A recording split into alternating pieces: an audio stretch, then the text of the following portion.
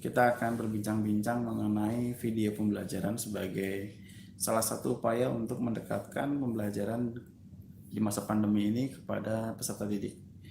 Di depan saya sudah ada Ibu Kepala SMK Negeri 49 Jakarta, Ibu Dr. Anda Ani Kristiani MPD, nanti akan menjabarkan banyak hal tentang video pembelajaran ini. Seperti apa nanti silahkan saksikan langsung live di YouTube. Baik, bismillahirrahmanirrahim. Assalamualaikum warahmatullahi wabarakatuh.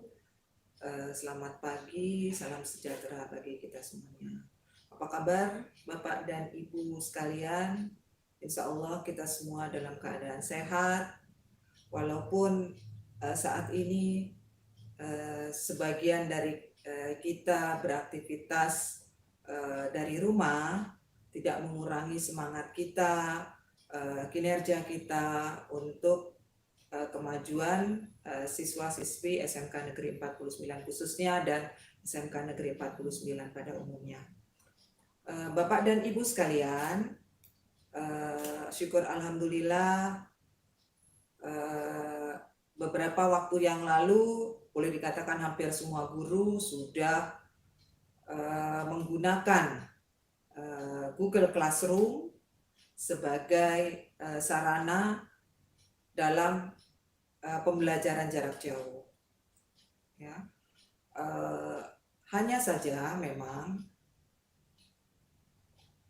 banyak, saya melihat banyak sekali, bukan banyak sekali, tapi beberapa dari guru-guru itu tidak melengkapinya dengan materi ajar yang memadai. Sebagian masih masih memberikan materi hanya dalam bentuk tertulis, misalnya dalam bentuk PPT, kemudian hanya melihat misalnya dari buku dan sebagainya. Padahal itu tidak cukup, ya. Padahal itu tidak cukup. Dengan tatap muka saja, ketika siswa diberikan hanya PPT atau mungkin buku pegangan saja, itu tidak cukup. Apalagi pada kondisi pembelajaran jarak jauh. Sehingga sebaiknya dan harapan kami itu setiap guru itu membuat video pembelajaran. Untuk video pembelajaran ini itu sebenarnya banyak cara yang bisa kita lakukan. Yang pertama, guru seakan-akan menerangkan kemudian direkam, ya, kemudian ini menjadi sebuah video pembelajaran. Kemudian yang kedua, guru menggunakan PPT, kemudian menjelaskan, kemudian direkam. Tetapi ada juga yang guru menggunakan PPT, ya, jadi guru menggunakan PPT yang ada, kemudian menerangkan dengan menggunakan fasilitas aplikasi, jadi sebuah video pembelajaran. Ya, itu adalah video pembelajaran yang sangat sederhana. Ya, Bapak dan Ibu sekalian, memang kalau misalnya kita menuntut tahun ajaran depan, misalnya Bapak dan Ibu harus membuat video pembelajaran sendiri, sepertinya agak sulit. Maka untuk tahun ajaran depan, ya, yang pertama harus kita siapkan, ya, yaitu KD dulu, KD yang esensial. Seperti Bapak Ibu ketahui bahwa pembelajaran dengan PJJ berbeda dengan pembelajaran dengan tatap muka, ya. Kemudian dalam satu hari pun juga kita tidak bisa memaksakan anak belajar sebanyak pembelajaran tatap muka. Kalau sehari-hari dalam kondisi yang normal, satu hari anak belajar 10 jam dengan beberapa mata pelajaran. Tetapi pada PJJ itu tidak bisa, ya.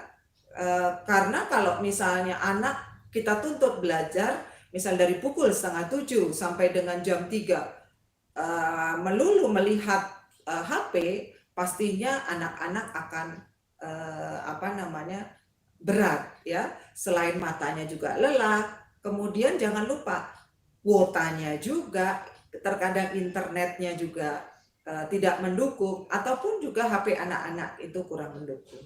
Sehingga sebelumnya guru-guru harus memilah dan memilih dulu KD-KD esensial apa saja yang harus diajarkan. Kemudian selain memilih KD-KD esensial, untuk periode dari mulai bulan Juli sampai dengan bulan Desember, guru-guru pun juga harus bisa memilih, terutama ini untuk yang mata pelajaran produktif, itu KD-KD apa saja yang bisa diajarkan awal. Artinya KD-KD yang tanpa tatap muka pun juga bisa, ya. Tanpa tatap muka bisa, itu hendaknya diajarkan di awal dalam 3 bulan pertama, Juli, Agustus, September, ya. Kemudian KD-KD yang membutuhkan lab, ya, membutuhkan praktek secara langsung, itu kiranya bisa diajarkan di 3 bulan yang berikutnya. Itu ya. Itu yang pertama, pemilihan KD-KD. Setelah itu, langkah berikutnya kita membuat persiapan mengajar. Persiapan mengajar ini harapan dari saya tidak lagi menggunakan RPP yang dulu. Kenapa? Karena RPP yang dulu itu sangat banyak sekali komponennya, ya. Di tahun 2019 Menteri Pendidikan dan Kebudayaan sudah mengeluarkan aturan terkait dengan RPP 3 komponen. Nah, ini kita coba, ya. Mungkin Bapak dan Ibu lebih mengenalnya dengan RPP 1 lembar. Padahal mungkin saja tidak 1 lembar, tergantung dari kompetensi yang diajarkan. Ya, tetapi intinya bukan dari 1 lembarnya, tapi dari komponennya. Bahwa RPP itu terdiri dari 3 komponen. Ya, nah itu kita buat itu. Nah ya, setelah kita buat persiapan mengajarnya, kemudian kita buat materi ajarnya. Nah, materi ajar ini kita menggabungkan antara materi materi yang menggunakan kelas virtual, ya, seperti Google Classroom yang sudah dipergunakan selama ini, dan juga itu guru-guru juga membuat video pembelajaran. Nah, video pembelajaran inilah yang nanti bisa digunakan siswa untuk memahami PPT yang sudah dibuat oleh guru. Karena pastinya siswa-siswa itu tidak cukup hanya diberikan PPT, tetapi tetap membutuhkan penjelasan-penjelasan terkait dengan yang disampaikan oleh guru dalam PPT tersebut, ya. Nah, setelah PPT video-video pembelajaran itu dibuat, baru terakhir ujungnya adalah penilaian. Nah, untuk penilaian ini harapannya karena sekarang ini sudah tidak lagi ada ujian nasional, yang ada adalah AKM, maka harapan dari kami penilaian itu nanti adalah berbasis masalah, ya. Nah, sekarang terkait dengan video pembelajaran itu, yang bisa kita lakukan yang pertama, ya, kalau misalnya kita belum bisa membuat video pembelajaran sendiri saat ini, kita bisa mencari atau mengunduh atau memanfaatkan video-video pembelajaran yang ada di YouTube. Banyak sekali yang sudah ada yang bisa dimanfaatkan oleh Bapak dan Ibu guru.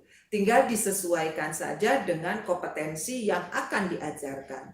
Sehingga tidak ada lagi masalah, tidak ada lagi alasan Bapak dan Ibu guru hanya memberikan PPT saja, hanya memberikan materi dari buku saja kepada siswa, ya.